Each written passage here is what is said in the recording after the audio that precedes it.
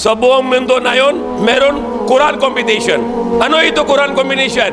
Yan, shirk. Dahil yung Quran competition, yung basa ng Quran, hindi para kay Allah. Yung para sa tao, para pakinang ng tao na maganda ito, karito. O yan, pwede number 1. Tapos bibigyan ng pera, bibigyan ng award. Pwede ba tanggap na Allah ito? Hindi tanggap na Allah. Dahil yung basa ng Quran, dapat para kay Allah. Sabi ni Allah dun sa Hadith Qudsi, yung fasting para sa akin. Ako yung reward ng fasting. So kung mag-fasting tayo para kay Allah, para Allah bibigay sa atin yung reward. Reward ng fasting, reward ng sala, reward ng Quran, reward ng lahat ng gagawin natin para kay Allah. Halimbawa, bigay ka ng charity, tapos mag-camera ka na lang, tapos lagay mo sa Facebook, so sabihin mo sa tao, ako, kamanggawa ko. Ako bibigay ng charity sa mga mahirap para magpuri sa iyo yung tao. Hindi tanggap na Allah to ito. Dahil intention mo, pakitang tao. Kahit ka ginawa mo parang bundok yung sadaka mo, yung dasal mo parang bundok na. Hindi tanggap na Allah kung hindi para kay Allah. Ano gusto na Allah gagawin natin sa buhay natin para kay Allah lahat? Check natin sa puso natin. Ano gagawin natin para kay Allah? Kahit maliit ng bagay, para kay Allah, malaki yon, parang bundok yan. At kung gagawin mo, malaki parang bundok, hindi para kay Allah, useless to. Hindi tanggap na Allah. Kahit nang bigay ka na ₱1 lang, ₱1 para kay Allah, kahit ₱1, bigay mo tulong sa mahirap para kay Allah galing sa puso mo. Yan maging bilyon na yon ka sa harap ng Allah.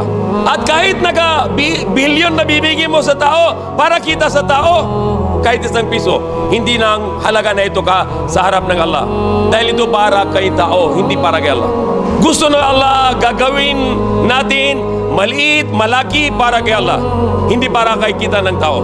O halimbawa, may tulong ka isang tao, tapos kala mo ito rin siya rin tulong sa iyo, hindi rin para kay Allah to. O sabihin mo sa tao, magtulong ako sa iyo na yan, bukas ikaw tulong sa akin, hindi tanggap na Allah, dahil ito para sa business na yun.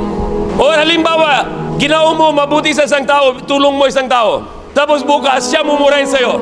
Tapos sabi mo, di ba kahapon tulong ako sa iyo, bakit mumurahin ka? Hindi tanggap na Allah, dahil na yung sabihin mo sa kanya na tulong ka sa kanya. Bakit sabihin mo sa kanya tulong ka sa kanya? Dahil tulong mo para kay Allah. Kahit ginawa siya masama sa iyo, huwag na sabihin dahil itinulong mo sa kanya para kay Allah at Allah bibigay sa iyo ng reward. Sabi ni Prophet Muhammad SAW, pinakauna papunta sa impyerno, 3 klaseng tao. Una yung kari, lagi siya basa ng Quran. Tanong sa kanya, bakit nabasa ng Quran sa dating buhay? Sabi niya, ako ginawa para sa iyo Allah. At sabi ng Allah, hindi ginawa mo para sa akin. Ginawa mo yung maganda boses Quran para kikita ng tao na ikaw maganda boses ng Quran mo. Kuha mo na yung mapuri na tao sa iyo, na yun papunta ka sa impyerno. At yung mayaman, sabi liyan doon, ako bibigyan ng tulong sa mahirap para kay sa iyo Allah. Sabi na Allah, hindi ginawa mo para sa akin, ginawa mo para sa pakitang tao, para may mga tao puri sa iyo. So anong gusto mo, kuha mo yung mga tao puri sa iyo, ngayon papunta ka sa impyerno.